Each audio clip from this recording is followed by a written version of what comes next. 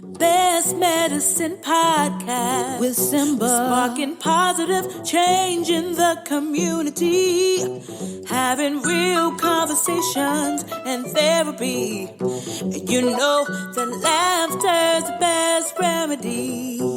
Got that heavy dose of humor for your hearts to heal. With mental health, it can't get any more real, yeah. Best Medicine Podcast. Laugh, love, learn. Best Medicine Podcast. Best Med Pod. This is a diagnosis. It's your man Simba Roar back in this thing one more time, bruh. And today, guess what I have? I have a special guest. I have a special guest today. I've met this person recently, and as soon as we met, I was like, hey, I do a podcast. She was like, hey, can I be on it? I was like, hey, yes, you can. Tell yourself. Yeah, man. Believe in yourself. Believe in yourself. We talked, and she told me that she was a big advocate of suicide prevention. And I told her that is something that we need to talk about. And we will talk about this today. So I present to you writer, artist, mental health advocate. See that? You want to tell them the name? Carice Arena. Talk about it. Talking about it. Okay, so I go by Carice, but on my Instagram it's 7 Diamonds because I'm the 7th Queen of Diamonds. I named myself, so don't claim that. Because I've seen some of you guys try to claim that on Instagram. Try to take 7 diamonds? They try to take the 7 diamonds. Oh. All 7 of them. 7 Diamond 01. We coming for you. Underscore. Yeah, you ain't the real one. You're not. It's only one. It's only one. You can find me on Instagram, SE7ENDIAMONDS. We're gonna get certified soon. Yeah, let's get certified. Blue checks for everybody out here. Yes. Blue checks.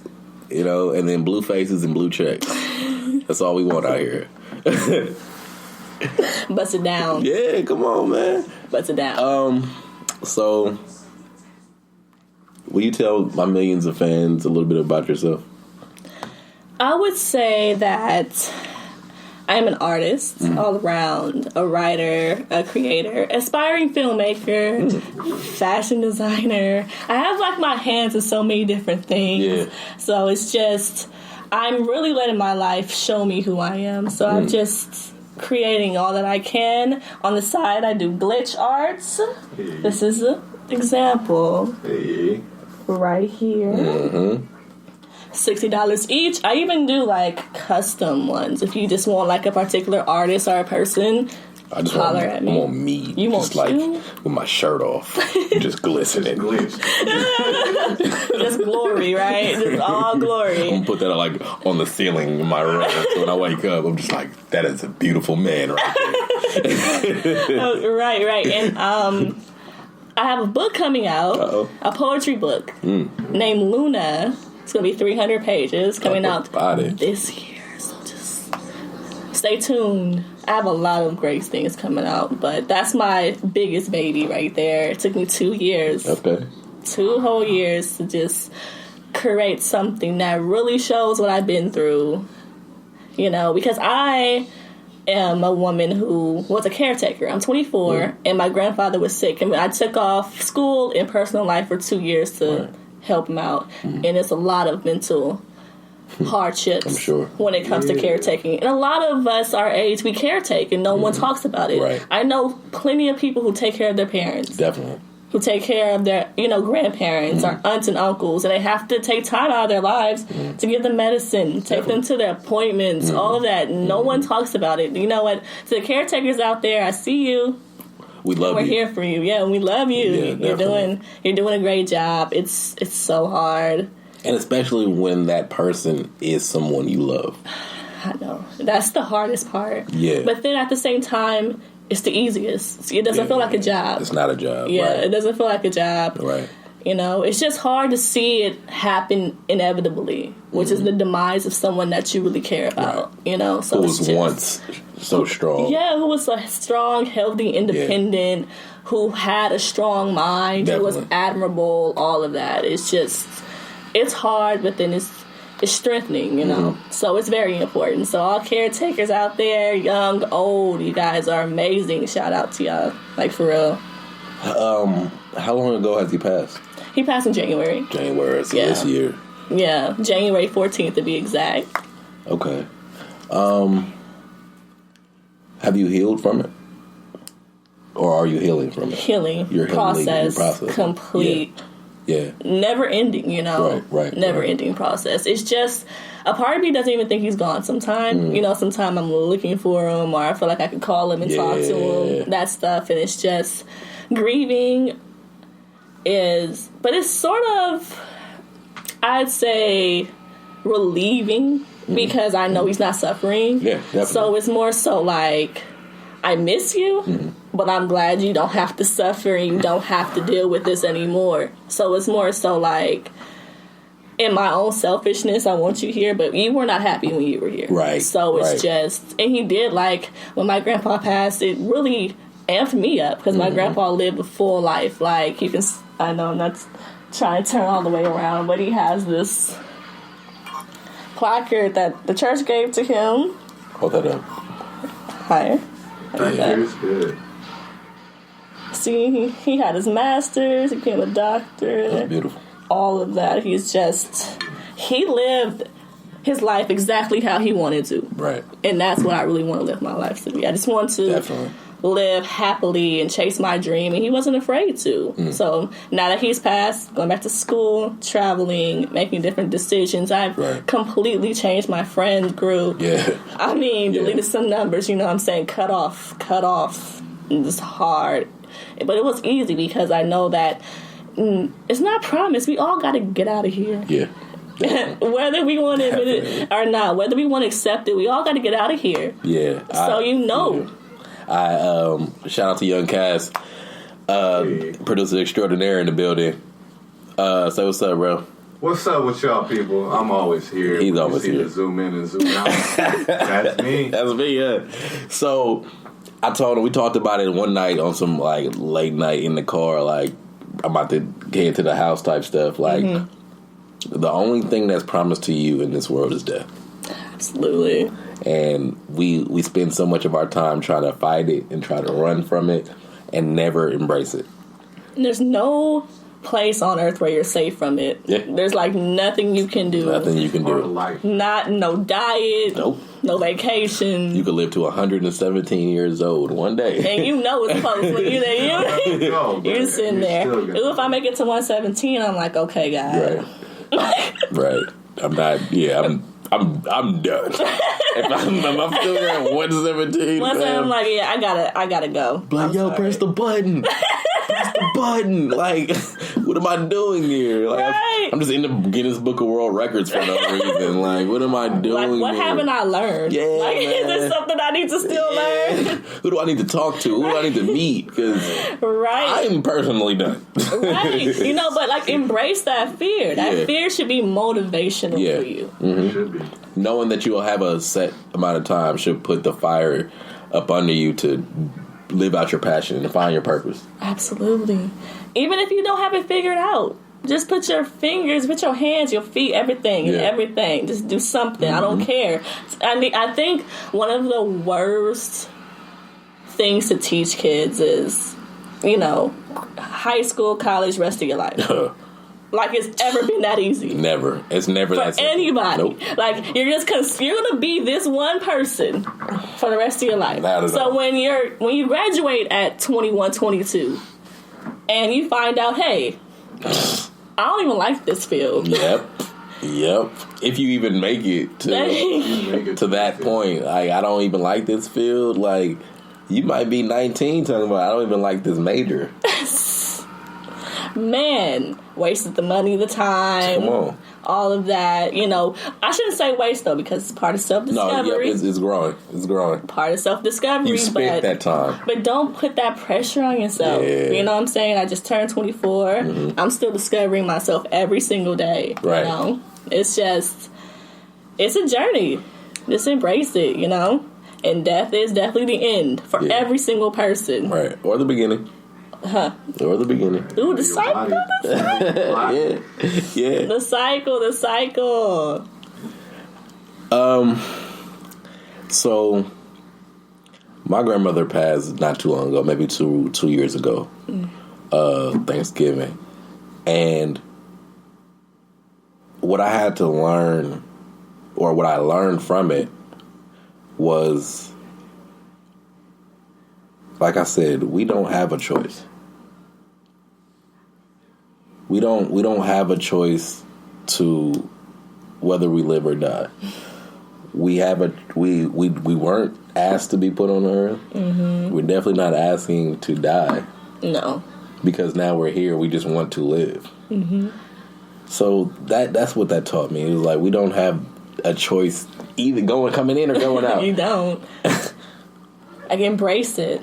You know, that's all I can say. Just embrace it. The unknown, the uncertain. Just embrace all of it, you know? And you have a choice in the sense of you definitely cannot choose how you got here, but you can definitely choose how you leave. As far as how successful you want to be. Well, what legacy you leave. Yeah, what legacy you leave. Right. Like, you can definitely choose that. But it's just, if you have to take responsibility for it. And if you don't, then, you know, some people are okay with that, though. Some people are okay with just having, you know, quote unquote simple life, you know? And some people I'm just going to do this A to B. A, B, C, D. But, you know, a lot of good things come from people who don't play it safe. Right. So just, like, go out there, live your life. Make mistakes. Definitely got to make the mistakes. Make those mistakes, okay. And hopefully make the mistakes young. Mm-hmm. Make those mistakes to where by 25, 26, pushing 30, mistakes slow down. The mistakes should slow down. Yeah. Because at a certain point, you should say, okay, what I've been doing isn't working. Right. And what I want to do is something completely different. Right. You don't put yourself into, like, a self-loathing cycle where you're not understanding what's going on. You know, some people... Well, what I could say is that what I learned from just observing people around me is that life will teach you the same lesson over and over again until you get it. Yep. So you look at some people, you're like, dang, they're 50 and they still do this. Yep. Or they're 65 and they still do this. So you're just trying to understand because, you know, God doesn't work like that. You have to learn your lesson to get to the next level. Definitely. That's just it. Yeah. And you will have to relearn and relearn. He'll send the same trial. Why is this always happening to me? Yeah. Because you haven't learned from it. Exactly. You haven't gained any knowledge. Any wisdom. Then even sit back to self-evaluate and see how you played a part in anything that you've done. And then you turn around and call it suffering. Talk about it. So I had somebody in the comments said, take a risk, period. You got to take the risk. You got to be able to stand out on faith. Just and say, hey, I don't know where I'm gonna land, if I land at all, but I'm gonna jump. I'm gonna take that leap. Mm-hmm.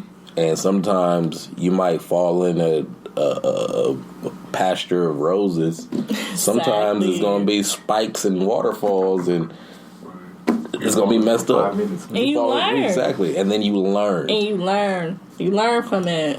You know, just even my mentality through this, I felt like in the 2 years where I was caretaking that my maturity level just spiked. Yeah, because you had no choice. Yeah, I had no choice. You can't play around. You can't be childish when it comes to somebody that you love's life. Exactly. And the support system, you know, because I was watching this pastor, his name is Stephen Furtick, and one thing that stood out to me was, like, you know, some people are surrounded by anybody, but do you want to be surrounded or do you want to be supported? Talk about it. And when I say that I have lost so many friends because you need people in those dark times. People don't want to be around during those dark times. They want to be around when you're posting those nice pictures on Instagram and when you got that good job and you're able to pay for the whole table. And I had times like that where I did have it like that. Definitely. And they can ride in my Ubers and they can, do everything that they want to do. But then, Carice's not working. Oh, Carice just have to stay home all day? Mm-hmm. Well, why we didn't talk to her for? Yep. She not coming out anyway. Yeah. She not going to the party. I'm telling you, quality over quantity every time. Yeah.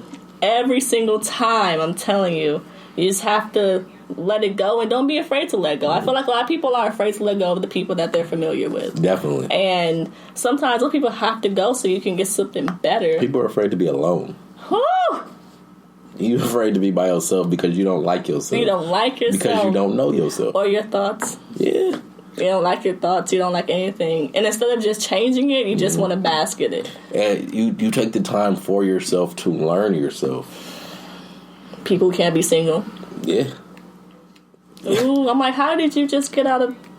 Okay, well, how did you find him? Yeah. And how did you find her? Ooh. It's been 2 weeks after your last breakup, and you just got with this person. They have them on deck. Yeah.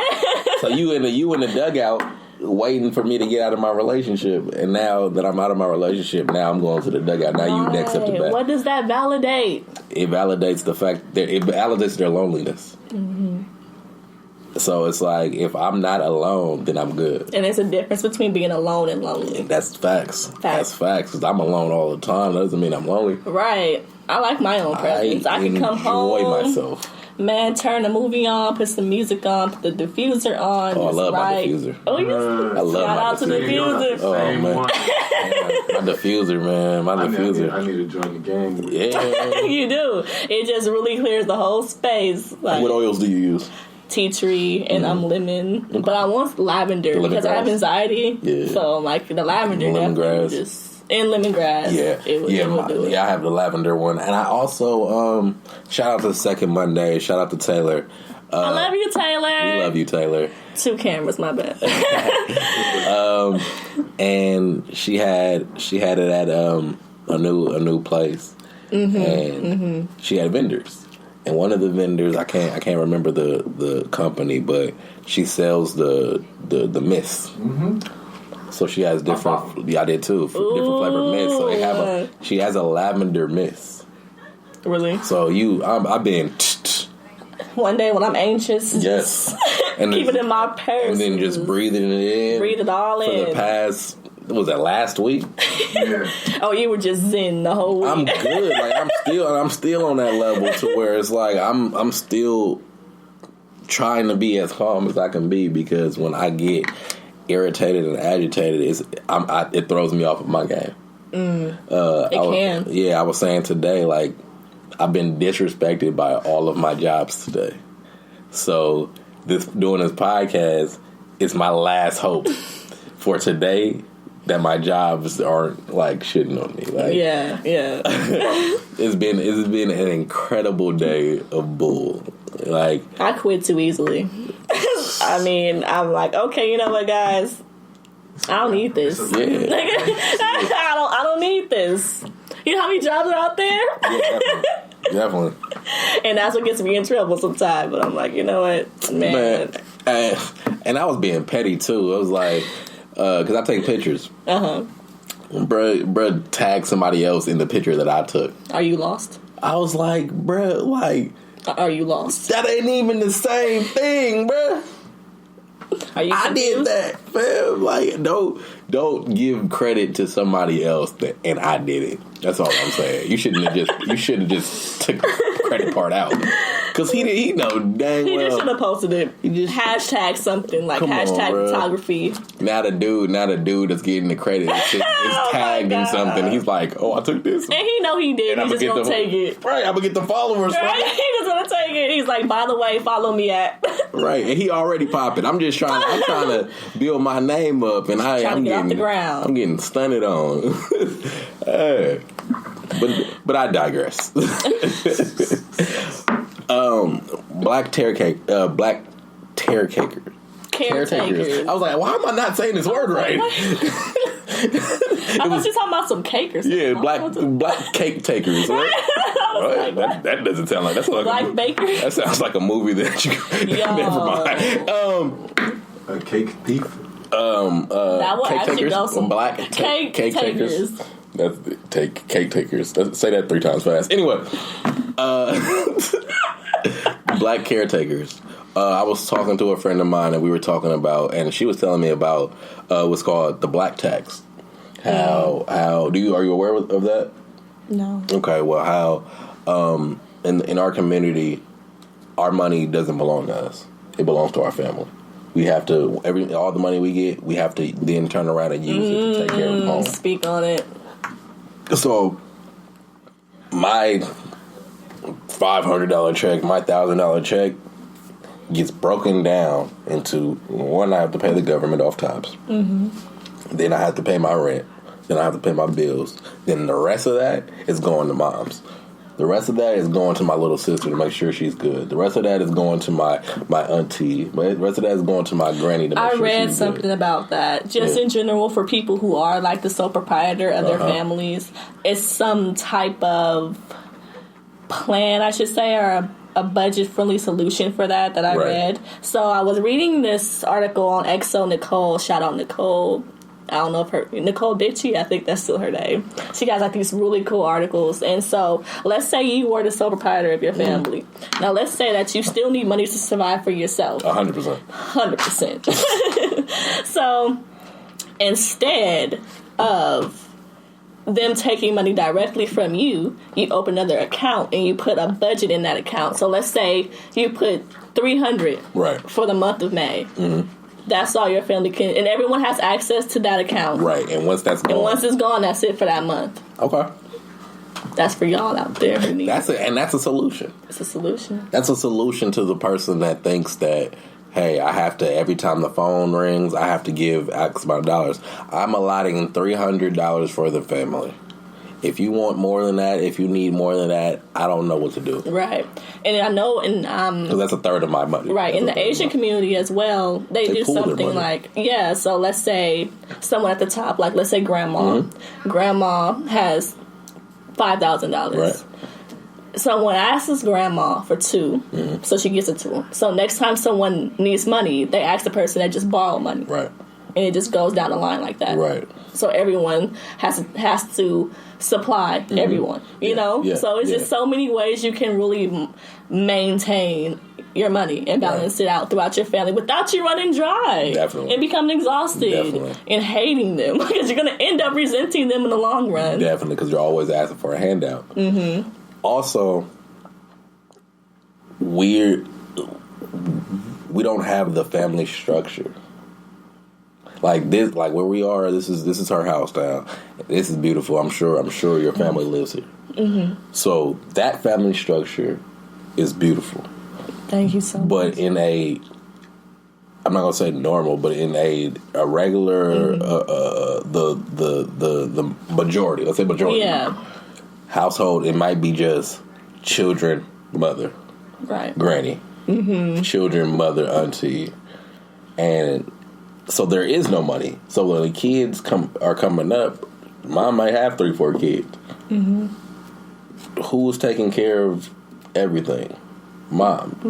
And the oldest. The oldest, definitely the oldest. The oldest is mom now. The oldest is dad now. I gotta get them up for school. I gotta make sure they eat. I gotta bathe them at night. I gotta make sure that they're okay for the morning. Black caretakers. And sometimes we become black caretakers. My mind is warped right now. We become that entirely too early. Oh. Yeah, I understand. Yeah. And not in my situation, but I've seen it because one thing that I grew up an only child. I have a little brother now. He was born when I was 19. Only child gang. Right. But I remember going to school and people had their siblings, and I used to think, like, You're only 14. Why are you watching your 6-year-old little brother? Right. Where is your mom? Where's your mom? At work. She's at work. That's just so much pressure on you when you're young. You know what I'm saying? And, me, then I hit like 16, 17. They're like, you don't know how to change diapers or this and that. No, I never had to. Right. There's no babies. I just pooped in my diaper. All I know about diapers is I'm good. Right. I'm stinky. I'm telling you, when my brother was born, changed my whole outlook. I'm like, do I even want kids? I don't need them. I didn't even think they were this much work. Oh my goodness. When he was a baby, I'm like, do you only cry? Yes. That's all they do. That's all they know. They're so cute, though. I love babies. Little humans. They make my heart. They do. They understand me. Those are like your confidants. Yeah. Baby. You know what I'm saying? Yeah. No, they really understand. I love them because they can't talk back. Like, what? I can just tell them all my secrets and they won't tell anybody. I'm like, all right, cool. They know my heart. You know what I'm saying? Like when I talk to babies, they just smile. Mm-hmm. You know, that's what I need. Yeah, I don't need. You're the baby whisperer. Oh my goodness. Let's pause. Yeah. You can sign up and then you look for events in your area, like marches, walks. I send countless letters to Congress as far as mental health because they have like letters and emails that's generated. And so you put in your location, your age, your number, your name, all that. And you can send it to anybody that's head of your like district to push these certain bills. Because what people aren't talking about is mental health. Counselors, clinics, all of that pulled from schools, closed down. Right. While this stuff is happening, suicide rate is going up. Oh, definitely. Amongst African American boys and girls. You know, the one that really got me is that ages about 5 to 12. They're taking their lives twice as fast as white kids. Due to poverty, neglect, bullying. Yeah. Cyberbullying, bullying there, colorism, racism, and the feeling that they have no one to talk to. Because, be realistic, when you have problems at school, did you want to talk to your mom? No. No. No. I grew up with my grandma, and I definitely wasn't talking to her. She already had a lot on her plate. Yeah, she had slave mentality, so she wasn't even available emotionally to talk to. That's the problem. And the availability and the fact, which actually goes to the theme. The theme for Mental Health Awareness Month in May. May's almost over, but this was a great month for people, for everyone. Suicide survivors, from ambassadors, advocates like myself. The theme of this month is called Real Convo. You can go on Instagram, it's hashtag Real Convo, and you'll just see people being open. Like, I'm listening, I'm here for you. You want to talk about anything, I'm here. So it's just creating that safe space and know that, I'm here to listen and support you when you need someone to talk to. Because most of the time, I promise you, you can eliminate a lot of that burden, hardship from someone off of just talking to someone. Definitely. People underestimate it. The power of conversation, man. Power of therapy. Yeah. What caused you to even want to volunteer? Suicide has always been something that deeply affected me. Everyone has something that bothers them. And suicide always bothered me because I've always wanted to know, how can we prevent someone from becoming that lonely or that hurt, Because suicide is just someone's last resort to end their pain. Right. And it's a cry for help. Okay. And, people who are suicidal, people think they have that look, like that all black, gloomy, sad. They attribute being emo to being suicidal. Right. Suicidal people are the happiest people that you know. Right. Those are the people who are offering the clothes off their back and giving you hugs and kisses and exercising every day and being successful at their job. Right. Depression is a real disease that needs to be taken seriously in the Black and brown community, especially. We need to understand how serious depression is. Yeah. Depression and anxiety, and a lot of us have it. Yeah, majority of us have it, whether we talk about it or not. PTSD, schizophrenia, all of that, and we act like it's taboo to get help. So what happens? What type of help do Black people try to give other Black people? Pray. Pray to what? Oh, Uncle Johnny, ain't nothing wrong with Uncle Johnny. We just gonna pray for him. Yeah, we just gonna pray for him. No, Uncle Johnny but needs medicine. You see, faith without works is dead. Exactly. You have to put them in a space or offer that love. You know what I'm saying? Because it's just people, they need the love. They need the love. Right. Life is already hard. And it takes a caring person. You get out of your bubble. Right. Get out your bubble.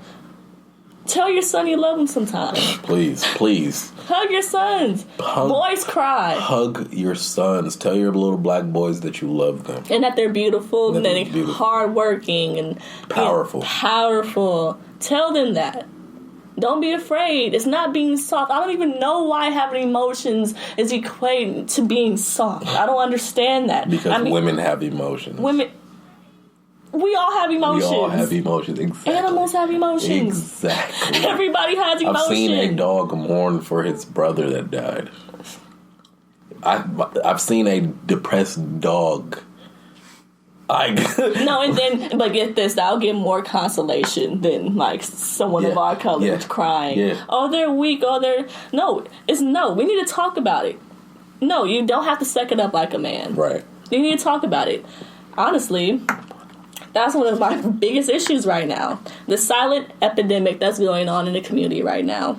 Male suicide rate is rising.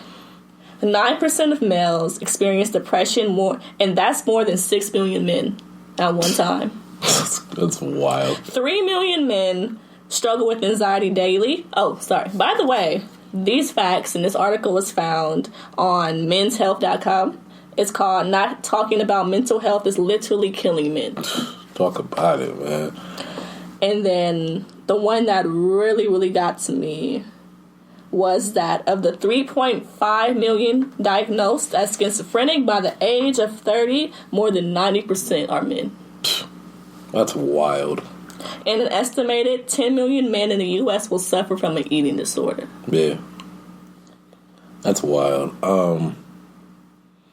Because we don't have any outlets to heal. I was having this conversation not too long ago with some women friends of mine about just the whole notion of, like, Black men are trash and Black men are this and Black men are that. Black man has hurt me, so every Black man is scum and all this rhetoric. And as someone who doesn't identify as that, and somebody who has dedicated their life to uplift women and Black women especially, to hear that type of stuff, I don't take offense all the time. I rarely take offense. But when I hear it from people that I care about, and I hear it from people that I don't even know, it weighs on me. It can. You're human. Because it's saying, hey, you Black men are trash. You Black men only do this. You Black men, you don't love us because you date outside your race. You don't love us because this and that. You don't love us because these people did this to me. So you're a part of that. So now you're a piece of shit. For me, there are times when that hurts.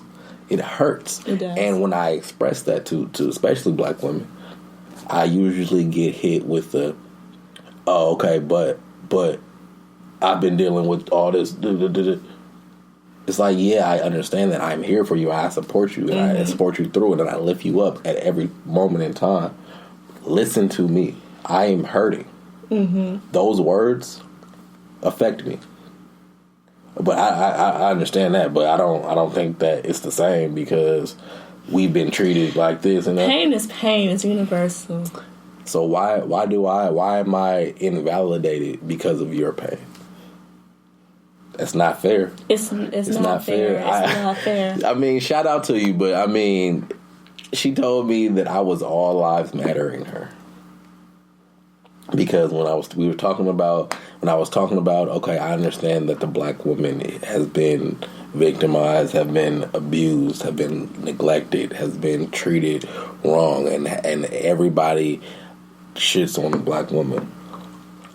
I also feel like this. And that was, to her, all lives mattering her.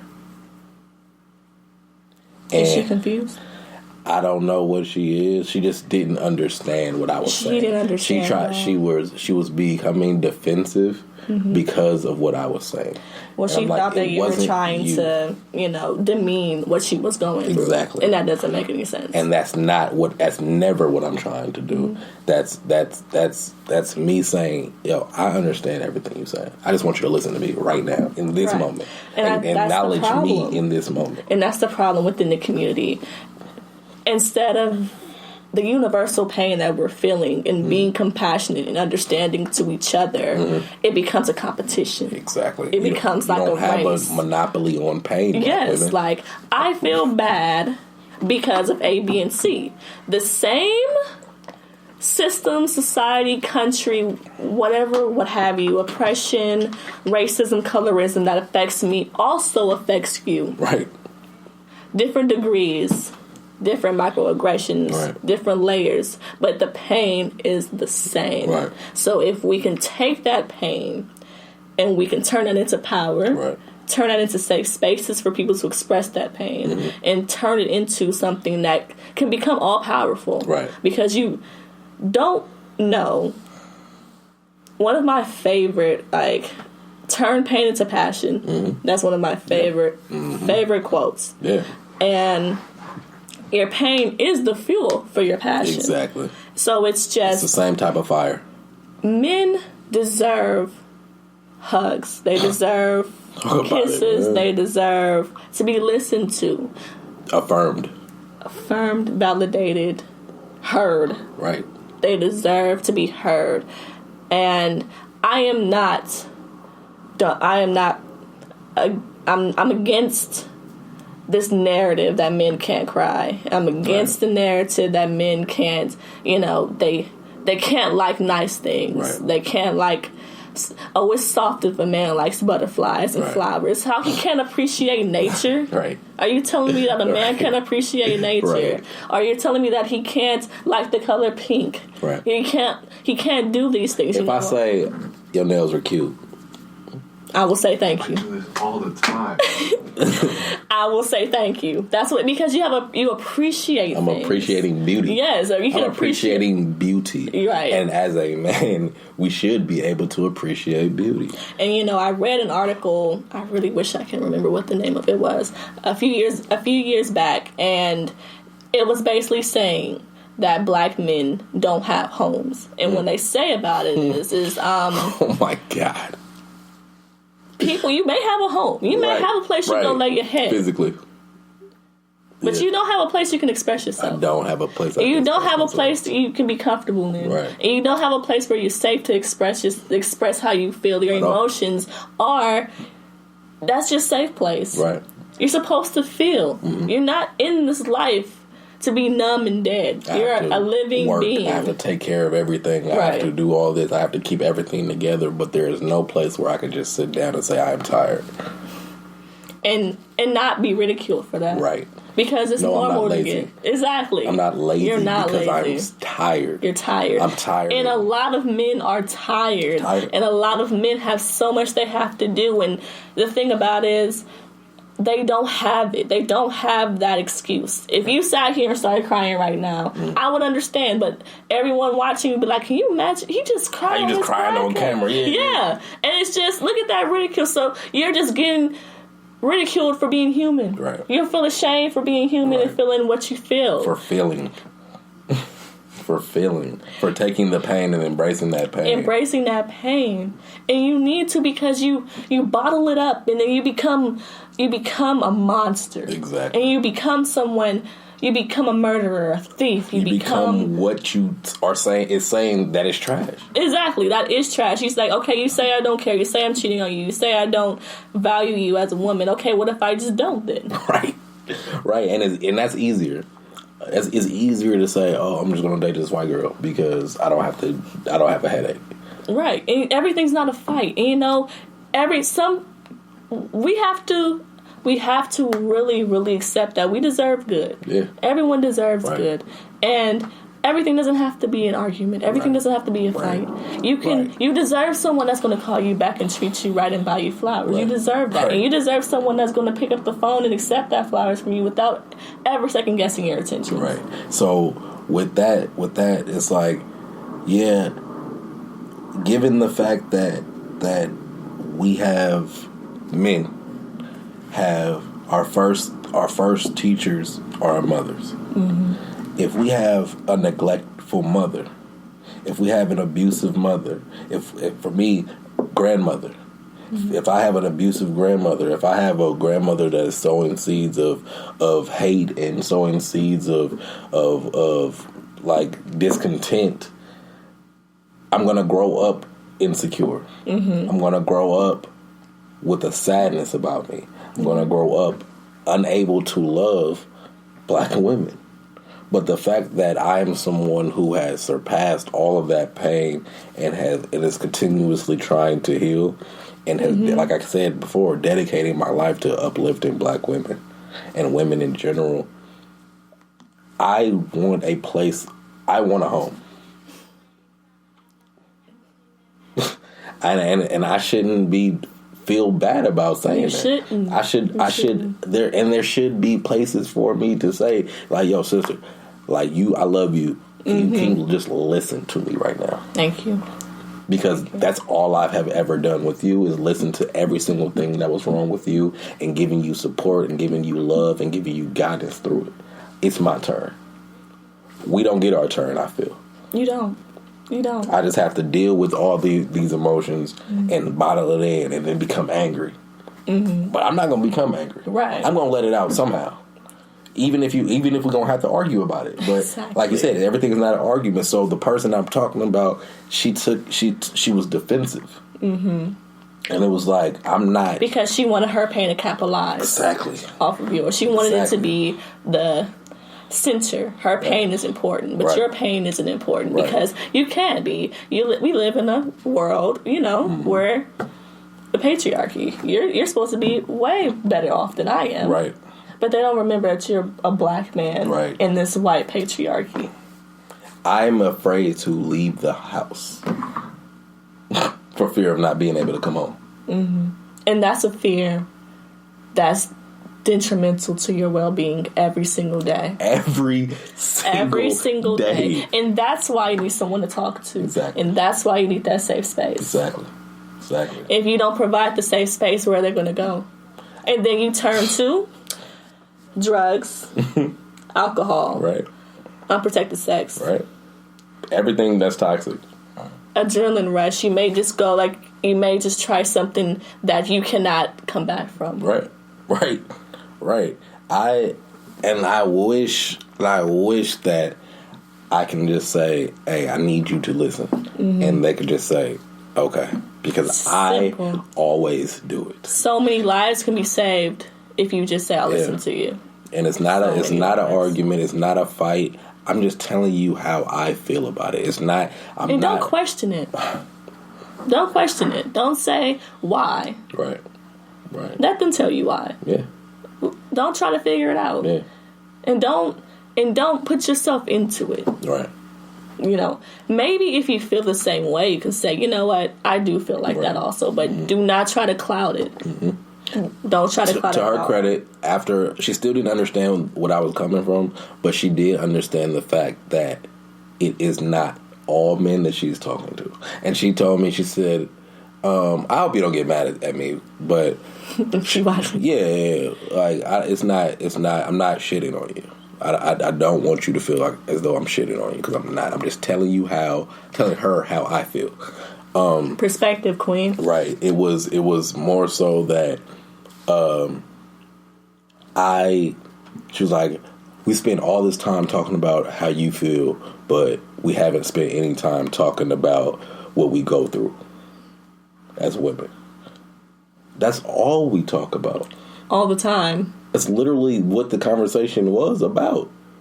I'm talking about that perspective. And another friend of mine having that same conversation, they said, it's not the black woman's job to help the black man heal. We need to heal ourselves. And I agree with that. Yeah. We have to come together as men and say, you're fucking up, bro. Mm-hmm. What do we need? And I've noticed through many of my male friends that there's some sort of like unspoken rule about being very honest with your friends within the male existence. Right, I guess I would put it like that. Right. Because there are so many things that, for example, I have a brother. He's not my blood brother, but I grew up with him. And he has this, group of friends. Right. And they had a friend that was always acting up. Always disrespectful. Always talking out of his ass. But no one was brave enough, or no one was even willing to tell him he was wrong for what he was doing. Just leaving him, just letting him wild out. Right. And what angered me, honestly, this is a little off topic, but what angered me is that men are so adamant about telling a woman her place and what she should be doing and how she should do it. Right. And no, he's just that way. So you have to, deal with him accordingly. But instead of saying, man, you need to grow up and be respectful to people who are around you. You need to change. You need to change, dude. But no, he is like this, so you have to do this. But how come I have to be held accountable for my actions and he doesn't? Right, exactly. And we have to hold each other accountable for our bullshit. Right, and we have to be there for each other as well. Because I'm not saying get on his head and be disrespectful or malicious. Yeah. I'm saying put them in a space where you're like, you know what? You're wrong. Yeah. But we can correct this together. Let's fix it. Let's fix it. Right. Let's fix it all for everyone. Let's fix it. For yourself. Because I care about you as an individual, and I know how you are living is toxic to everyone around you and yourself. So let's fix it. Let's do it. But I've had friends before where, I have to say, this drinking that you're doing, right, getting a lot of hand. Yeah, real talk. This smoking that you're doing, get a little bit too deep. Becoming more dependent than, this is not really recreational no more. Yeah. It's becoming like a little pattern that we're going right now. But you shouldn't be afraid to tell your friends that, because that can keep your friend from being the next crackhead on the corner. Facts. Alcoholic. That's facts. Don't be afraid to speak up. Don't be afraid to speak up, which is another tip for suicide prevention. Look at your friends. Can we pause it right there? I gotta change batteries. Okay. Right before you get action. I had a student. What were you? I'm sorry. What were you saying? I was just talking about like another suicide prevention tip. I have a few on here, but one of them is just being firm and telling someone that you love them and that you care about them. Say, you know what, I'm here for you. I've noticed you haven't been yourself lately. Do you want to talk about it? If you're feeling suicidal, give yourself another day or another hour. Right. Right. See if it changes. See if you feel better in an hour. See if you feel better. And really recognize that it's temporary. Right. Right. It's temporary. What do they call? What do they say? Suicide. It's a permanent fix to a temporary problem.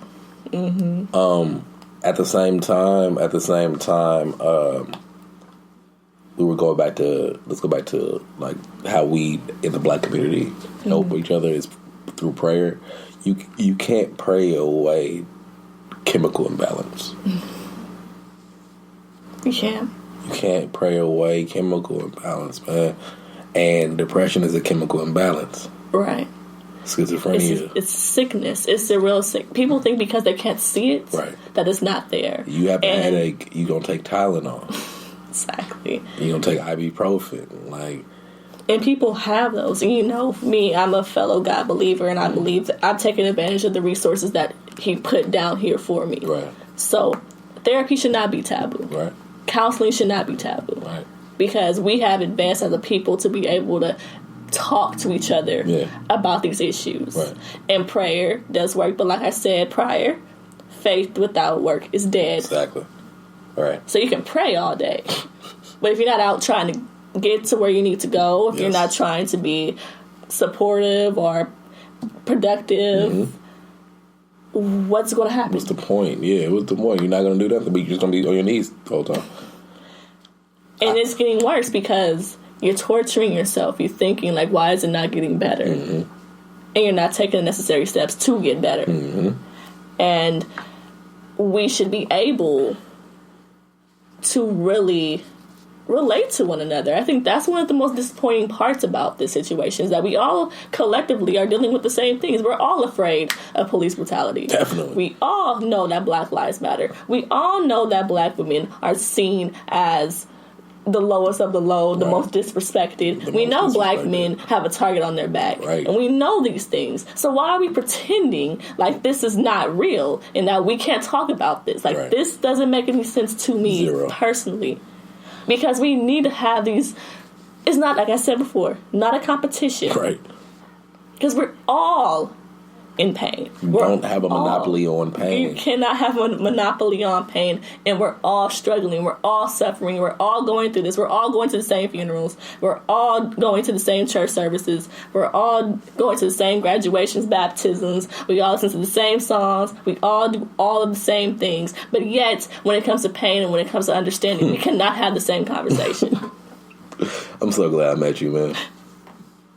And this is what we do, man. This is the BestMedPod because I told her earlier, this show does not work without you. I know you said that. I was like... The show only works because I have special guests. It's the only way that this show works because I would be just here talking to myself and not making no leeway.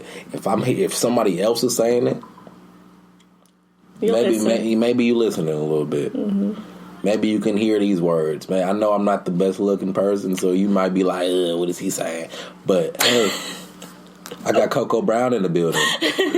You might listen to those. You feel me? Like, these guys are the best. I'm telling you. I hope we stay friends for a long time. We're actually the best men. But I work with children. I work with middle school. Yeah, I heard them on the phone. Oh my gosh! I'm sure they were cussing the most. Oh, the little boy. Shout out to Howie, man. Like, he was like, I got on the phone and he started doing some weird shit. He was like, I'm like, bro, you a weirdo, bro. If you don't get out of here, bro. Oh, is that why you were saying that? Get the fuck out of here, man. Trying to get me in trouble for no reason. Like, what you doing? Like, but I work with the kids, and I have an African boy who's from Nigeria. He came in like 2nd or 3rd grade, and something I don't remember how it got there, but he told me straight with a straight face, I don't like black people because they're all crazy. I'm like, nigga, what? What are you talking about? You sure? What are you talking about, bro? Are you sure? And I didn't come from a place of defensive place. I didn't go because he's a child. Say he's a child, and I wanted to know where you got that. Yeah, from. I wanted to know why you feel like this and why. So we sat there and talked about it. He was like, yeah, like all you see is black people, and they're rob people, they kill people, and they fight. They're so angry and loud. We don't have to meet in a whole other podcast about the African and black disconnection, but keep going. Right. And so I'm like, okay, I'm thinking, I'm like, have I ever robbed you? Have I ever beat you up? Have I ever, killed anybody? Like, things like that. He's like, I don't know what you do when you're outside here, but have I ever done these things to you? Have you ever seen these traits? It's been learned and taught in his own household. And so that's what I really wanted him to say, but he didn't say it. He doesn't even have the capacity to say something like that. He doesn't, because he doesn't know. Shout out, what it do, Shotty. So I'm talking to him, and as this is happening, I have a young girl. I call her my daughter. She's my daughter, and she waiting on me to walk with her because we're going to lunch or whatever. So she's just waiting on me. She's standing there. She's not even doing anything. She's in her own world, just standing there waiting for me to walk. Like, hurry the fuck up, motherfucker. And I'm still focused in on him, tapped in on him. Like, what are you talking about? And they really don't get along or whatever like that because of she doesn't take disrespect.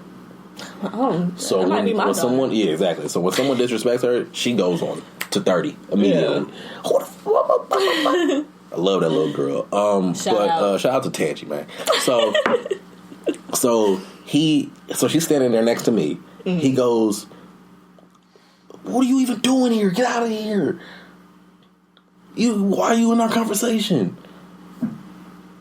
She goes, "What?" I'm like, "Oh shit!" Like, yeah, what the fuck? Get out of here! Whoa, whoa. You don't even. I'm just sitting here talking to Mozzie. Like, they call me Mozzie. They're sitting here talking to Mozzie. Yeah, they call me Mozzie. It's the locks and the mustache and the dark skin. I was like, you got it. I'll be Mozzie. Hilarious. But he's like, yeah, I'm talking to Mozzie. Woo, woo, woo, woo, woo. And then now at this point, she's double disrespected. Motherfucker, see, this is the prime example. Oh my gosh, no, you did not. And then he did that. And then he did that. You didn't do it. And then you he did not did that. You didn't do that. You didn't. See, this is a prime example of a crazy black person. Why is she yelling? Why is she Why is she being aggressive? Why does she want to beat me up? You did not do that. I grabbed her. I didn't grab her because I'm an adult and she's a child. But I stood in between them. And said, just go. It's gonna be a world star. Just go. I got him. And I calm her. I calm her. Whenever she's yelling and doing it, I'll come to her. I'm like, calm, peace. And so she walked away. Of course, she was upset, but I took him and started really just talking to him. Yeah. Man to man, I took him to the side. We were in the hallway alone. I was talking to him, trying to get him to understand that he was in the wrong in that situation. Yeah. And that what he's saying wasn't right. And you may be the only person that's going to do that to him.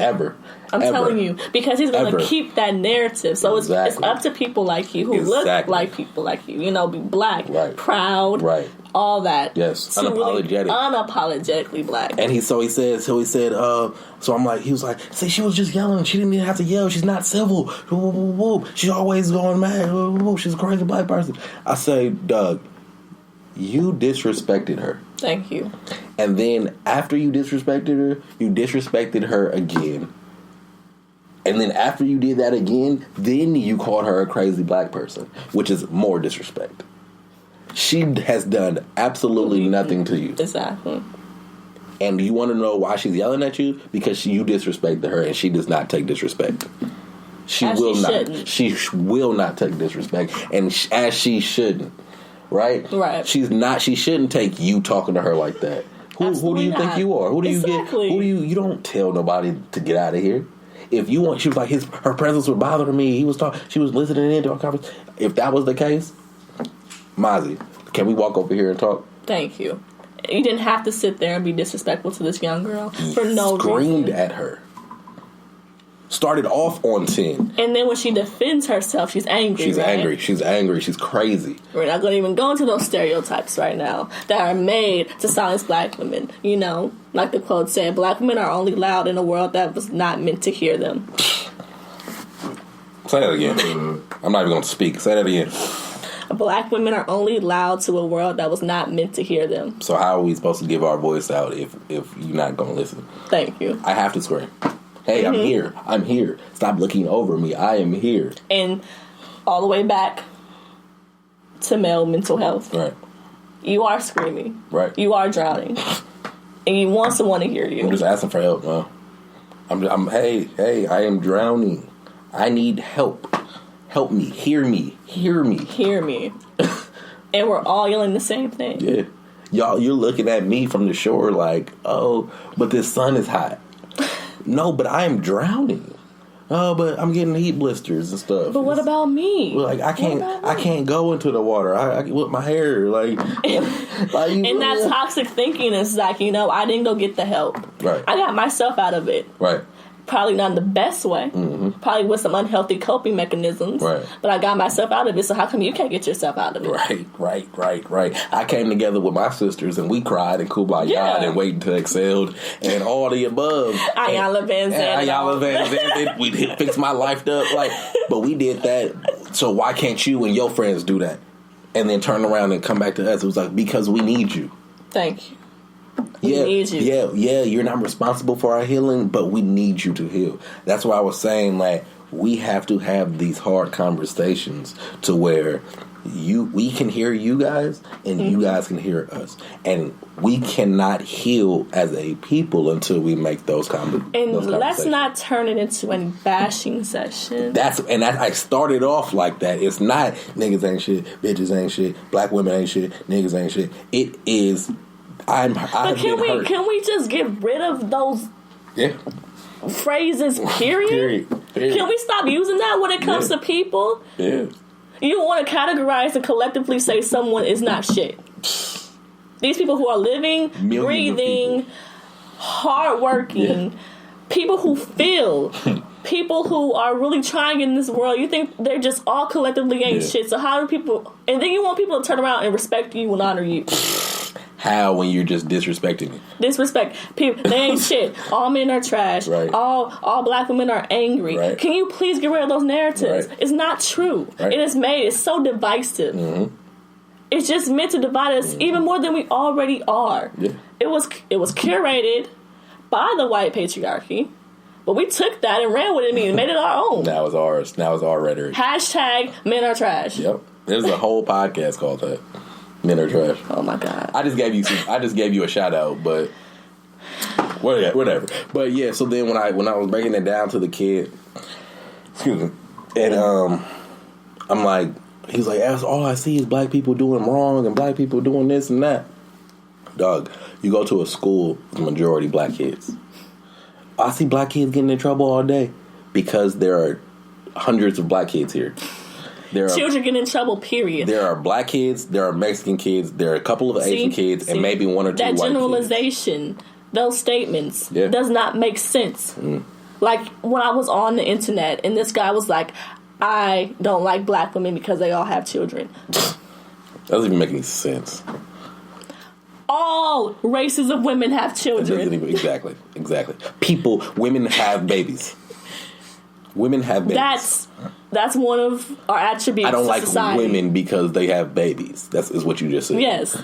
I mean, in generalization, you said black kids only get in trouble. When you're in a space where it's just a majority of people, no matter what color, some kid is going to get in trouble. Yes. You think all kids in those suburban schools are all behaved? They're getting in trouble as well. They're getting in trouble. You know why? Because they're children. They're kids, and they're going to get in trouble because that's what they do. So I told him, I gave him an analogy. I was like, dog, if I have a roll of quarters, right? Mm-hmm. I break them up, I break the roll down, and I have a handful of quarters down, and I throw all that change up, and it hits the floor. You can't turn around and say, oh, why isn't it no nickels on the floor? Why isn't there any pennies on the floor? Because these are all quarters, dog.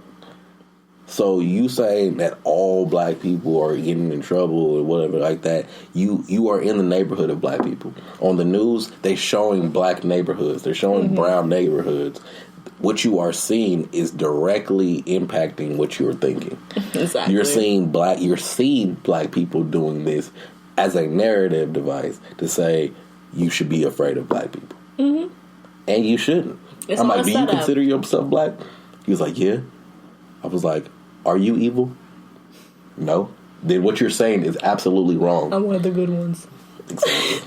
That's probably what he thinks in his head. That he's superior because he doesn't do those things. But the greatest thing about that conversation is that at a certain point, I think it was after the quarter analogy, because I was really talking to him for like 10, 15 minutes, it clicked. whatever I said, it clicked in his head. And I'm like, do you understand? I kept asking That's why we have to have these conversations. What you did was change his whole narrative, so maybe he can go home and change that perspective. Right. Because what he's learning is just pure hate. Right. Just pure hate. And it's ridiculous. You can't say that, dude. You about are anyone. Black. Yes. There's Especially evil people that look like in you. this world. Yes. It's so there's evil black people. There's evil white people. I'm like, is all Mexicans bad? Is all white people bad? Is all whatever? Like, no. There are bad people in this world. That thinking. Yeah. Kills people. Come on. That thinking ruins lives. Mm-hmm. Look what's going on right now at the border. Yeah. Because he has convinced America that this whole race of people, entire race of people, the whole country, right? The entire country who are fleeing because they want to live a better life and they deserve a better life. Right. That they're drug dealers and they're rapists and they're killers. Right. You can't categorize or put a color on crime. Crime is crime wherever you go. Right. Real quick, I have a new segment called Ask a Mexican.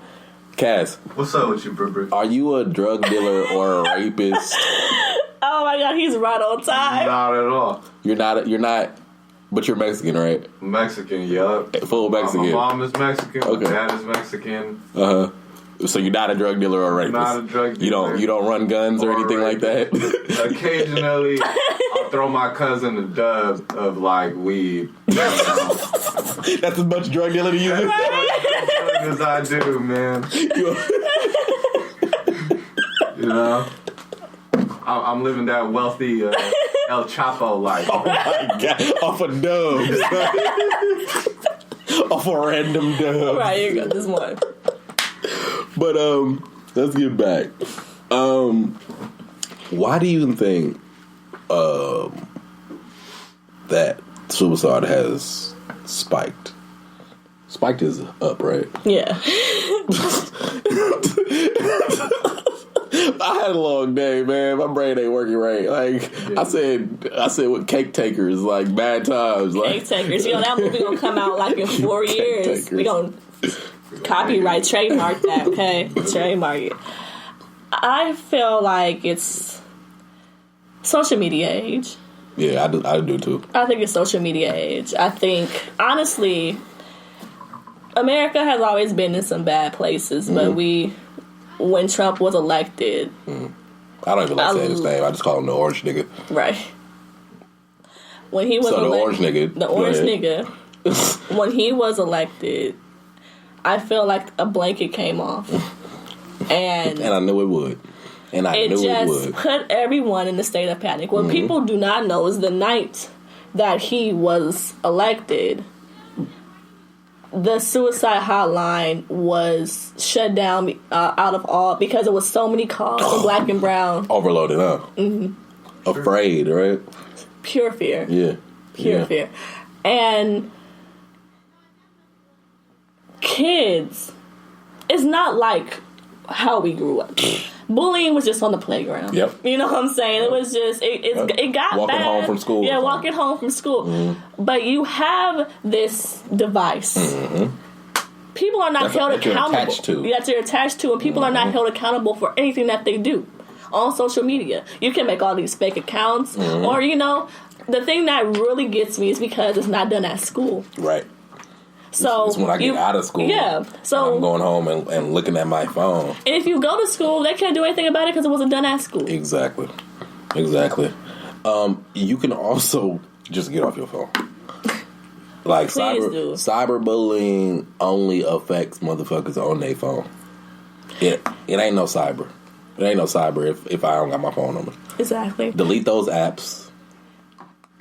If you need to for your mental health. I delete my Instagram app all the time. Yeah. I'll go weeks without it if I need to. Man, that's good. And if you need to do it for yourself. But the thing about it is, it's just with social media, and I actually make an example of myself.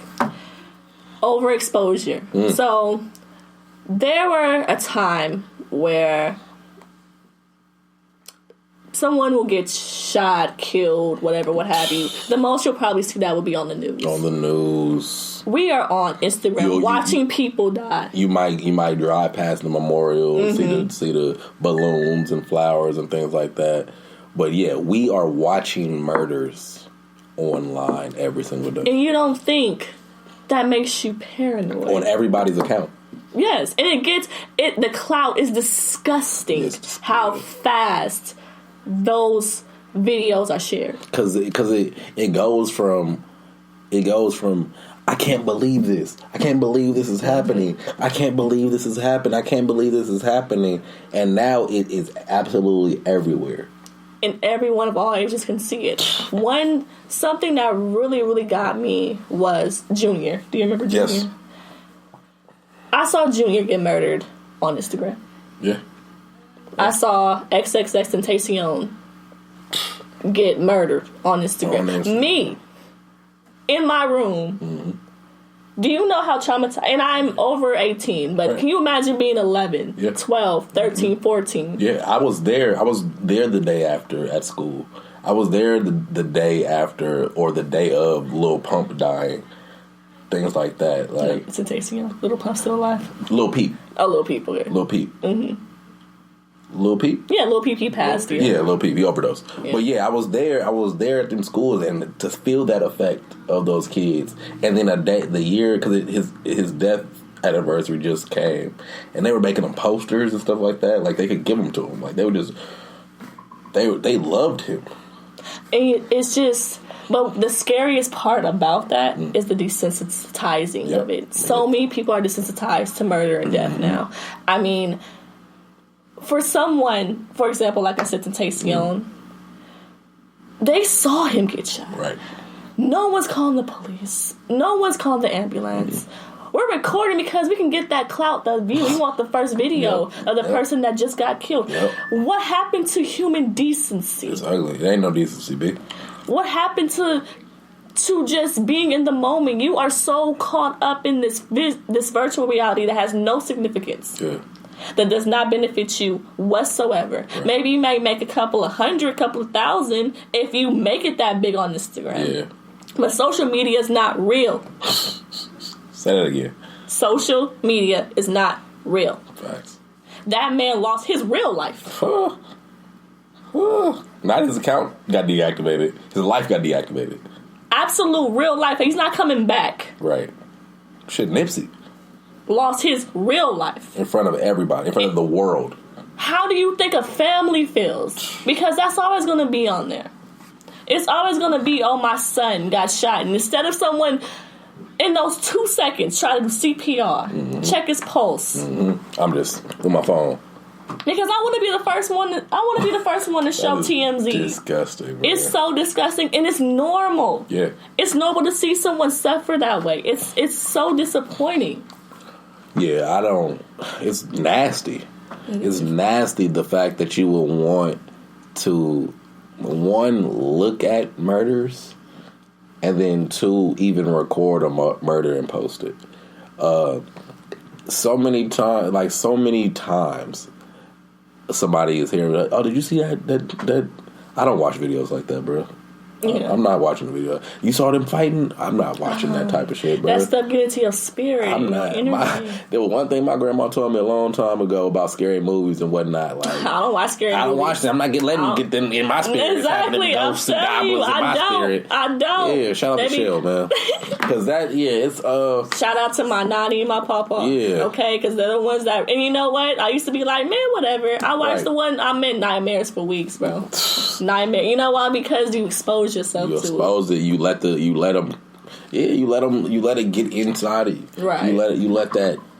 But what my thoughts about the suicide, especially with the youth, is that. So first off, my first thought was the one thing good about the orange nigga being in office is that it gave people, like, you get to see which side people are on now. Now it ain't no undercover races. It ain't no we live across from each other and you just hate me because I'm black, but you don't. But when you see me, you smiling. No, I know who out here who's with the shits. Definitely, masks were off. Every day we're seeing a new barbecue Becky and car wash Chad and all that bullshit. Like we see that every single day now. It's like you got to pick a side at this point. And for you allies, quote unquote, that y'all got to pick a side too. Either you picking your family or you about to pick this family. Like, which one is it? Because you can't teeter-totter on the fence of, oh, this is my family. He just grew up in a different time. No, this nigga's racist. What, a different time as when in the 60s? Your grandpa's racist. Like straight your up. grandpa's racist, yes. Your grandpa's racist, your mother's racist, your dad's racist. Come on. Your aunt's racist, your uncle's racist. And that does not mean that you are racist. Right. Okay, but you can point it out to them because the thing about it is the casualty of it is that I had a coworker when I was working at Macy's. She was about 60 maybe, and she's a white woman. They're not aware that they're racist. It's so normal. Exactly. It's so, and then the thing about it is, I had to point out to her, your comment wasn't right. And so I will take your point and just switch it a little bit. It's more so prejudice than racism because they're taught this. Yeah. They don't hate. She might not hate you. Right.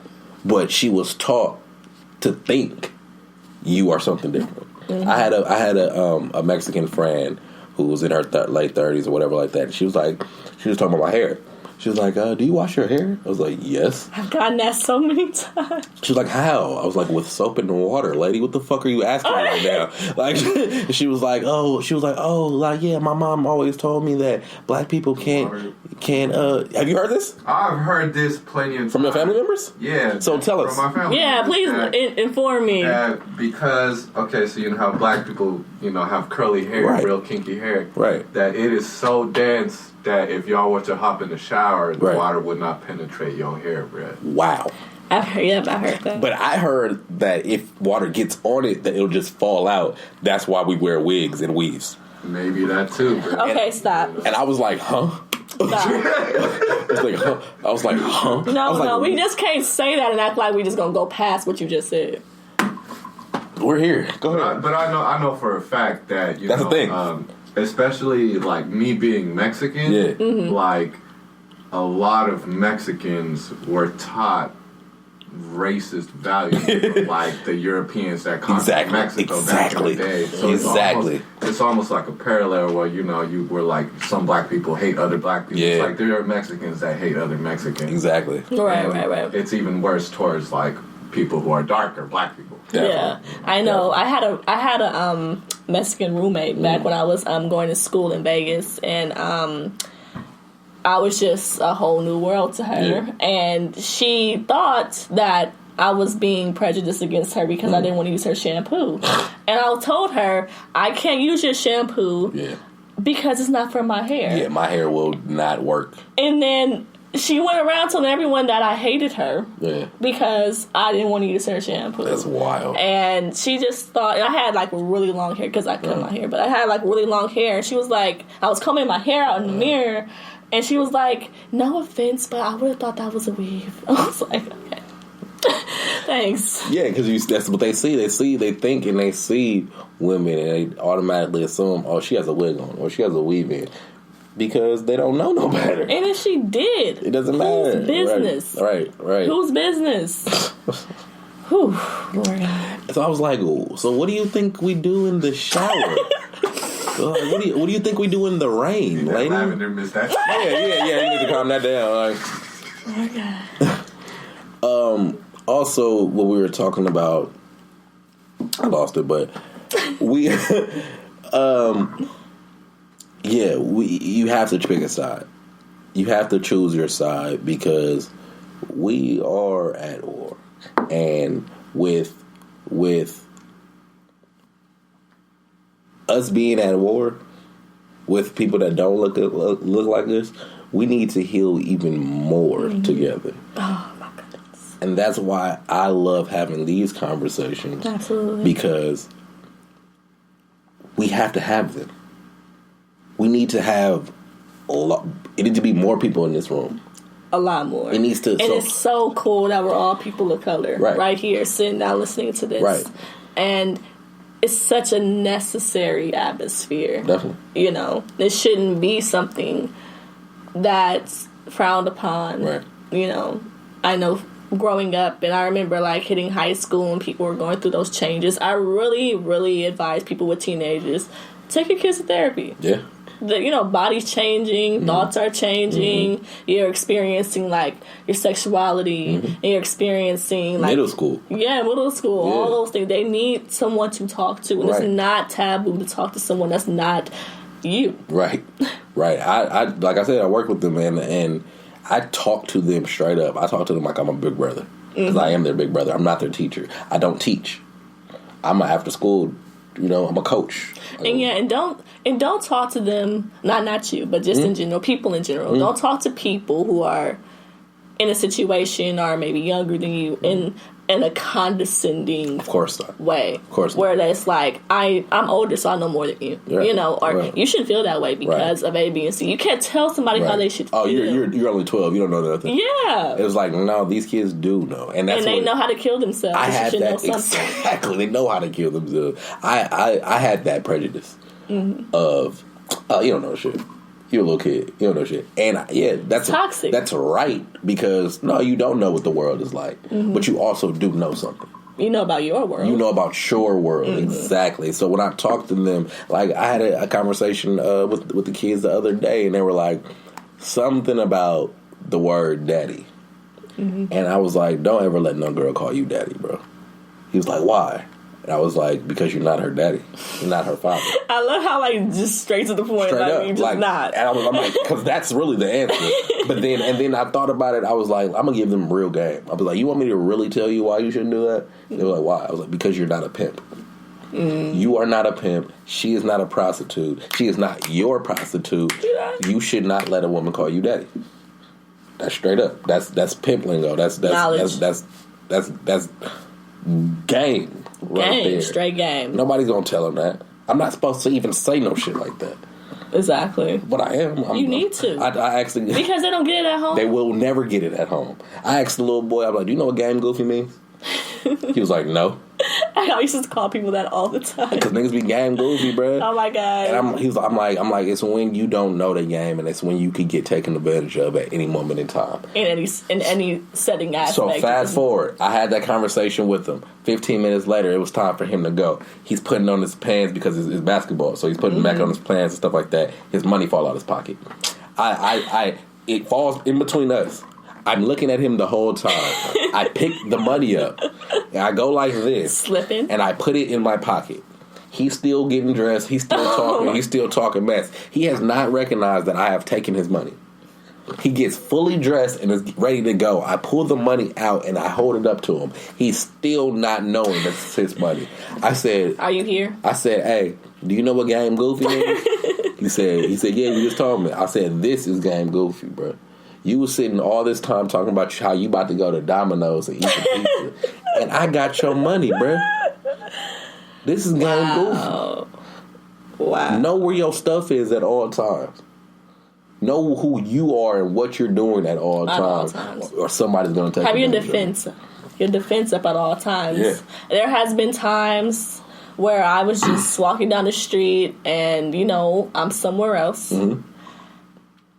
Things happen. Yep. Things happen. Yep. And, ever since then, I'm like, you know what? I'm paying attention to all my surroundings and what's going on around me. You have to. But I actually want to go through some warning signs. Yeah, let's do that. Warning signs. Warning signs for suicide. I would say that... Oh, that's what I wanted to say.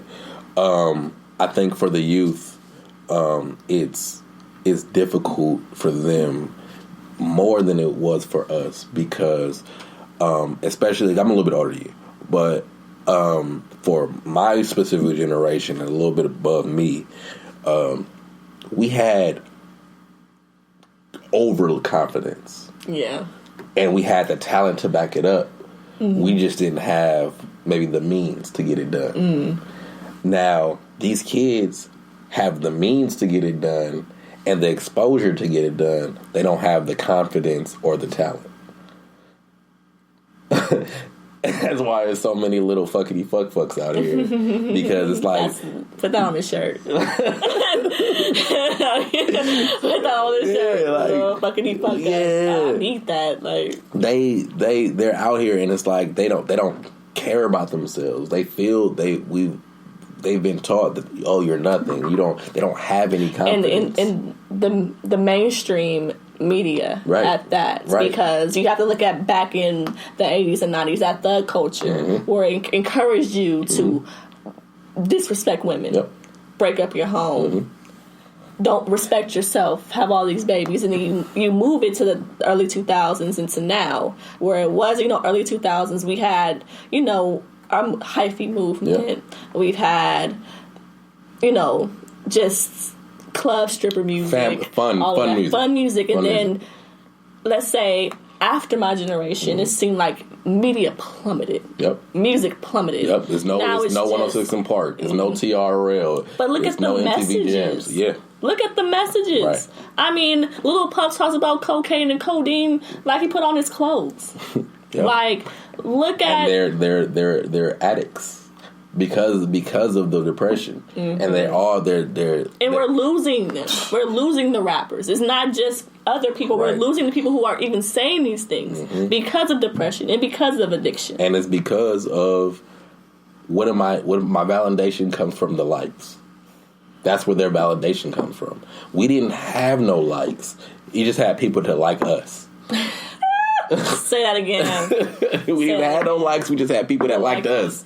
You feel me? And it's, shoot, my likes in real life was like 2 people. 2 people max, and we was good with that. We good. Now, if I don't get 7 likes, I'm like, oh, I'm going to delete it. And the comparing is crazy. I have a friend that's I'm 24, so she's probably like 21. Okay. And I was talking to her. She lives in South Africa. Okay. And I'm like, okay, well, you know what? I talked to her through like WhatsApp and Snapchat. Yeah. And I'm like, you got an Instagram? Come on, let's talk on Instagram. She's like, I don't get on Instagram. I'm like, why? She said, it's going to make me depressed. Yes, because it's all highlights. It's a highlight reel of people. And I was like, why? And I was just like, I've never heard no one be that open about it. So I'm like, why? She said, well, do you compare yourself to those girls on there? I'm like, not really. I mean, sometimes I some makeup looks every now and then. Like some makeup looks. I mean, inevitably, you'll think like, oh, she has a nice body. Maybe I should hit the gym. Right. But thank God sometimes I have like a little bubble around my confidence, so I kind of just make sure I don't penetrate it. Right. But there's a lot of people who don't have that little bubble, so it's like it's good that she stays off of it, but it's sad that Instagram is known for that fake life. Yes. That's just advertised. It's advertisement. It's like it's the highlight reels of your life. And going back a little bit to us in our healing and having the space to give each other that space to heal. We can't heal until both sides are ready to do the work for themselves and then come together. If not, it's always going to be I'm attacking you and you're attacking me. So one half of that conversation that I had, it started off combative and it ended up with understanding. Right. The other conversation I had, it stayed combative. It just was like... she wasn't ready. Agree to disagree. Exactly. Because she needed to do more work within her pain. Right. That she may or may not be working on. But in that moment, she was not ready for the healing that I was trying to give her. Yeah, because it's some people, not even just her, there's a lot of people who, you're not ready when people are still trying to blame others for their own problems. Exactly. And they're not ready when they're still pointing fingers. Instead of saying, you know what, even for me, that's for all the bad relationships I've had, I spent a lot of time him. But something in me kept that type of person around. Right. And something in me kept having him around in different people. Just a different face. So what's wrong with me? And I have to forgive myself because that's my toxic tendency. Right. It's overlooking what's bad for me and me entertaining what's bad for me. And if I keep having bad relationships, what's the common denominator? They don't know each other. It's me. They don't know. It's the common denominator is me. If every woman that I'm with... They don't know each other. They don't. If every woman that I'm with hates me and is abusive to me and is X, Y, and Z or just uses me, I am choosing women that I don't need to be with. Absolutely. What are warning signs? There's a few. One of them, to me personally, these are the actual facts that are on suicide prevention. AFSP.com. That's American Foundation Suicide Prevention website. Talking or writing a lot about death or dying. Okay. Maybe some poets out there get a little bit dark. Some songs are getting a little bit darker than usual. Lil Wayne, I feel like dying. Literally. Yeah, when I listened to that, I was like, huh. That is a jam. It is. It's like depressed music is really fire. Yeah, like Sad by Temptation. Yeah, I was believing my stuff for a long time. Yeah, that emo rap. Right. Jokingly talking about killing or harming themselves. Like, oh my God, I'm so fat, I'm going to jump off a bridge. Right. Or like, oh, I'm having such a bad day, I'm going to go home and shoot myself. Right. Right. And it's so normal in our culture to say things like that, but it's not good. It's not good at all. It's really like, once again, our words have power, and that what we say gets into our spirits. There was this quote. It was saying, "Stop talking bad about your life because your spirit doesn't know the difference." I read the article. I saw an article that I don't read. I'm lying, but I saw an article that said people who fake smile at work are the most depressed. Because you're spending all of your time with a mask on, that when you get alone, you try to continue to have that mask on, and it hurts. Yeah, it does. It hurts you. Really, I know people say, like, if you fake smile, then you could actually be happy. But I think that's complete opposite. No. You have to be able to embrace that sadness. Starts on the inner. Have you seen Inside Out? Yeah, it was really cute. You need sadness in order to be happy. Yeah, you do. You can't always be happy. You have to feel that pain because pain is real. And it's okay not to be okay. You need that darkness to find your light. So you have to balance it out and know that life is never going to just be sunshine. But you're able to create your own sunshine in the midst of that darkness. When you work out, you have to literally break your muscles in order to gain muscle. You have to rip and strip down your muscles in order to get stronger. You have to. What's something else? Let's say seeking out things that could be used in a suicide attempt, such as weapons and drugs. So let's say they have a room full of guns, or they have just prescription drugs for no apparent reason. Right. They just have it with them. I know I had a friend that he knew he was suicidal, so he doesn't buy anything. Right. Like he knows that one day, I may just get depressed. I may drink a whole bunch of alcohol and may want to off myself. So I don't keep those things around me. I'm not going to go give myself the chance. Mood swings is actually a sign. Okay. So let's say you have someone around you that's just outgoing and they're loving and laughing and they're just they're the light in the room, and then suddenly they just stop. Right. And they stop going outside, and they stop answering the phone, and they stop texting you. And you're like, what happened to that person? Right. That's when you need to start asking questions. Yeah. Where is that person? That person? Check up on your strong friend. Right. Check up on the person that is there for everybody. Whew. Check up on the person that always has your back. Check up on the person that will answer every call to action. Check up on the person that loves and cares about the world. Absolutely. Because that person usually doesn't have anybody to give a fuck about them, because they're always there for somebody else. And that's how I felt when I was caretaking. Right. Because I felt like I am the strong friend. I am. And when I got to a point where I didn't want to be the strong friend anymore. And I still have cry. I still have my moments where I'm like, I wish someone really would call me and ask, how are you, please? And I really wish I can get that sometime. And now when my friends, because my friend now, she's dealing with some issues with her mom's health, I call her like, hey, are you okay? Yeah. Are you good? Yeah. Things that I wish was done to me. Right. You want me to come visit? Do you need any extra help? Things of that nature. And one of the most important signs of suicide is hopelessness. Nothing will ever change. Nothing will get better. It's all bad. Everything is bad. They cannot see the light at the end of the tunnel. They are speaking from such an unbearable place. Right. This will never end. I told my friend the other day, sticking to that. First off, I text my friend every day, and if it's not every day, every other day, and ask, how are you feeling? Not how you doing, not what you doing. First thing I always text is, how are you feeling? That's how to start off every conversation. Right. When I coached volleyball, I had a bunch of girls. When I was taking the role, I would go to each girl. I'm like, are you here, here, here? How are you feeling? Some of the little girls are like, why you keep saying that? Why you always doing that? How many adults ask you that? None. Zero. None? I mean, like my auntie or something, but like, none? I want to be the one person in your life to ask you how you're feeling so you can actually be honest with your feelings. It's so crazy because I have my brother, back to him, every time we talk, I ask, how are you? Yeah. And he one time he like caught me off guard. He was like, you are the only person I know that asked me that.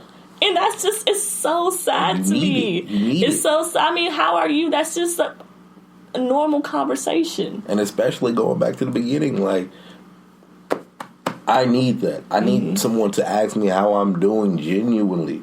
And if I'm not okay, should be able to tell you I'm not okay today. And what's wrong? Talk to me. And then I can feel better. Having a real conversation. Real combo. But the tunnel conversation or the tunnel analogy, she was like, yeah, I just feel like I'm just running in a tunnel and there's a light, but I can never get to the edge. I said, how about being still? And letting that tunnel come to you, or letting that light come to you, and then become a part of you. Right, being your own light. Because you're chasing right now.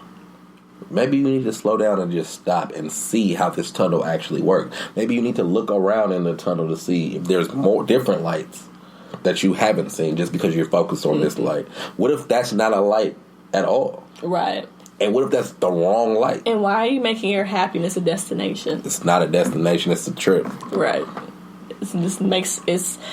People have to accept that you are your own light. You create that light. You are light. As soon as you're born, we are made up of particles of stars, man. Yeah. Like, we are the light in your life. And stop looking on the outside for validation. Stop looking on the outside for love. Right. Peace, understanding. It's all here. You study yourself. You won't find the type of love and relationships that you're looking for if you're constantly focused on getting it. Because you're not accepting it. You should build it. You're not able to accept it when you're looking for it. Like, oh, this guy's the one. No, he's a one. Thank you. He is someone. He's not every guy you date. I tell my homegirls this all the time. Not every guy you date is going to be your husband. Thank you. So don't say after 2 months, oh, I love him. It's my husband. No, he's not. He's somebody that you're with right now. And you want him to be your husband. And you want him to be everything to you. We have a audience comment. Let me see.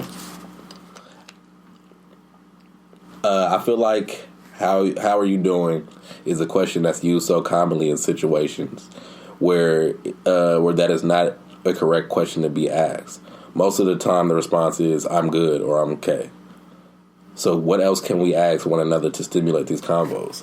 That's why I specify and say, "How are you feeling?" I was just gonna say, "How are you feeling?" Because that's really, really different good. From "How are you doing?" Right? Because feeling is something different than "What am I doing?" Yeah. How am I doing? I'm doing okay. I'm doing good. I'm functional. I'm functioning. Right. I'm functioning. I'm all systems a go. But feeling, I'm not feeling well right now. Like Cass asked me when he saw me. He's like, "How you doing, bro?" Like, I'm irritated. Exactly. I'm irritated. That's a feeling. My feeling is that I'm irritated. My feeling is irritation, and that has been shared. How you doing? I'm all right. Right. How you feeling? I'm feeling irritated. Are you okay? No. Another way you can ask, are you okay? Are you okay? Why? No. Why? Are you happy? Because X, Y, and Z happened to me today. Are you happy? Are you sad? Are you... Yes. Exactly. You be specific about it. Be specific.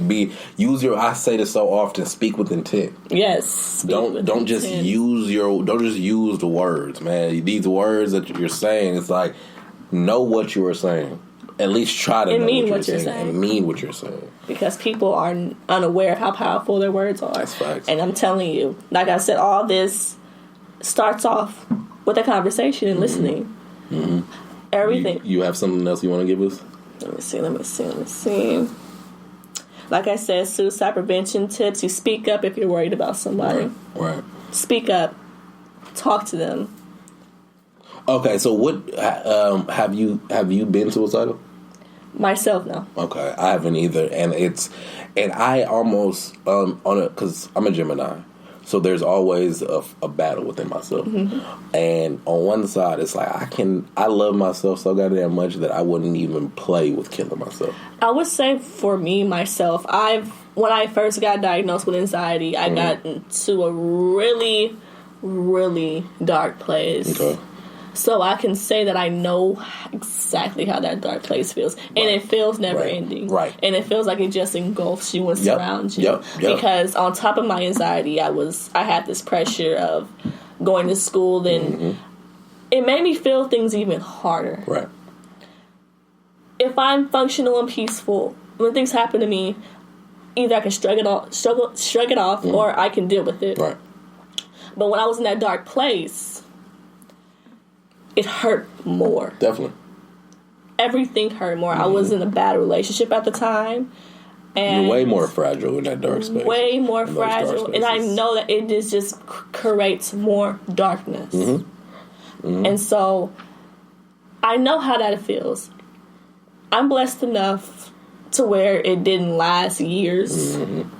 But it's lasted months, and those months felt like years. Yeah, those time moved like molasses when you're depressed. Not getting out of bed. I had a roommate, and she even brought up. She was like, you're just sitting in the dark all the time, and you haven't showered in days. Yeah, little things. It's being in my sadness and in my depression and. I've said this on a number of episodes, is that I don't say that I'm battling depression. I say that I'm living with depression. Because I'm living through depression. Yes.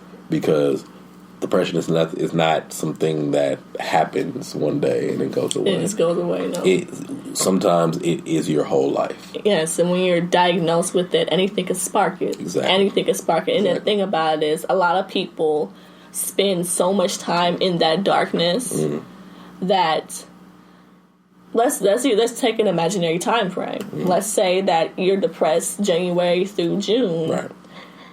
A few months, you're good. Then August to December. Who wants to live like that? Yeah, exactly. And who wants to keep that dark place? And that it takes nothing to put you back there. So that's why you have to find something that works for you. For me, I like music, I like writing, I like art. Some people like to play sports and exercise. Right. Some people like to volunteer. Volunteering is actually one of the biggest things people advise you to do when it comes to suicide prevention. Right. Go read to kids. Go spend some time with the elderly. Right. Once you feel appreciated and they appreciate and value you, you start finding a new meaning for yourself. Right. And but you have to be willing to get out that space, because a lot of people. You have to do the work. I dated a guy who battled depression, and I remember trying to get him out of it myself. Right. I'm like, you I can't take you out of that. No, and I tried. I did. I tried. We live and we learn. But I'm like, let's go to therapy. Let's talk to somebody. I know you can go. I know it's free. I know this. I know this person. Right. I got this book. Right. But some people, whole identity becomes their pain, and they're more afraid of who they are outside of pain. Talk about it. So that's why they stay in pain, because that's all they've ever been in. Right. Because if they get out of it, they have to live with who they are as a person. They're comfortable in their sadness. So it's better to live in that painful, traumatic experience. It's better to stay safe and not love again. Right. It's better to not try again at that job. It's better to not try to sell that book or start that company. It's better to stay there, because I know here is a place that's familiar. Right. And if I move past this place, am I ever going to get to where I want to go? And that's the scary part for people. It's very, very scary. So before we get out of here, I always have a couple of things that I want couple takeaways that I want the listener to know about our conversation. Definitely. So this right here is called the diagnosis. The diagnosis. Oh, that sounds pretty good. Favorite part of the whole show. I can tell. And I tell people as soon as I do it that it's my favorite part of the whole show. It's a bit that I do every single day, every single time. Diagnosis. Number 1. Let your life show you who you are. Let your life show you who you are. You are not your circumstances. You are you, and you're powerful. So stand in your powers. Number 2. Be supported, not surrounded. Be supported, not surrounded. We could be surrounded by people all we want. You can go. I can go to Six Flags and be surrounded by a ton of people. But am I supported? Who has your back? Find who has your back and stay with those people. Build a tribe. Build somebody who can listen to you and give you advice when you need it. And look out for them. Support. Don't just be around. Support. Don't just be around somebody. Support them. Number 3. Speak up and hold people accountable. Speak up and hold people accountable. We allow people to do whatever they want without giving them any type of knowledge to like, yo, you're fucking up. If I hadn't spoke to that little boy, he would have kept doing exactly what he was doing. For years. Forever. Number 4. Social media is not real. Remember that. Social media is not real. Write it down. Social media is not real, dog. It is the internet. Virtual reality. And the internet is nothing but ones and zeros. That shit don't. Speak on it. I went to a job interview for this job that I got, swag. The dude asked me, he was like, all right, this point is just my favorite part, and where I just ask you questions just to see where your mind is. So I'm going to ask you, what color is money? What color is money? Ooh. I want to say green, but I feel like I don't feel like that's right. What color is a penny? What color is a quarter? Copper and then silver. Is that green? No. What color? What about yen? What color is yen? What color is francs? What color are francs? They're different colors. Right. It's all different colors. So my answer was, money doesn't exist. It's all ones and zeros. And he was like, wow, I've never gotten that before. I was like, exactly. Hire me. I'm up here with mine, bro. I'm up here with mine, bro. What's happening? Give me a raise. The last one, and it's the most important one. You are the light, so shine like one. Thank you for coming. Thank you so much. This has been great. Thank you. You remember. Look at that. Plug your stuff, yeah. I'm about to plug it. I do glitch art. Look at Riri. Bad girl Riri. Bad gal. See that? Bad gal Riri. What inspired this? You just like, I love Rihanna. The typical, right? Like, I love Rihanna. She is savage. You know what I like most about this? Tell me. Colors. Yeah. That's it. Okay. Just the colors. Do they all look the same with the different people, or like are they glitched in different places? Most of the time they look sort of like this, but it can be, it varies on how the picture is. What is this about? I was trying to be like different. The back of her board has confident slash insecure, and it's in half. It was gonna be before this, it was going to be something else. Okay. But I was thinking about it. Ironically, I just turned that into a poem in my book. Okay. So it's going to be amazing. But I really, once again, at 7 Diamonds, SE, the number 7, ENDIAMONDS. I follow back. Cool. But only if it's not ignorant. But I really appreciate you guys. Mental health. Please have these conversations with your loved ones. Definitely. Please spread love and light to everyone. Please know that you're not alone. You're not. And if you really need someone to talk to, there is a suicide hotline. 1-800-273-8255. What do you feel about that Logic song? Man.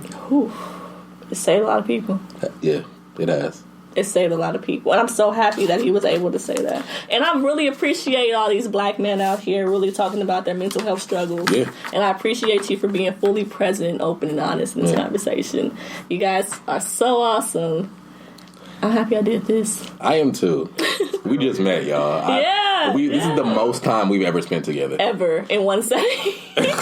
And not at poetry night when other people are talking. Yeah, this is... Yo, he's so dope. He just came with the wine bottle. I'm like, this is the one. Yeah, I'm sitting there and we're just listening to... I'm like, hey, I want some wine. I'm sitting next to women. Hey, I want some wine? I know y'all want some wine. Icebreakers and all. We're best friends. Yeah. You speaking she did say that, though. She said, oh, you brought me some wine? You're my best friend now. Well, goddamn me. We stuck. Yeah. So, I have a new bestie. Bestie. Hey. One love. So,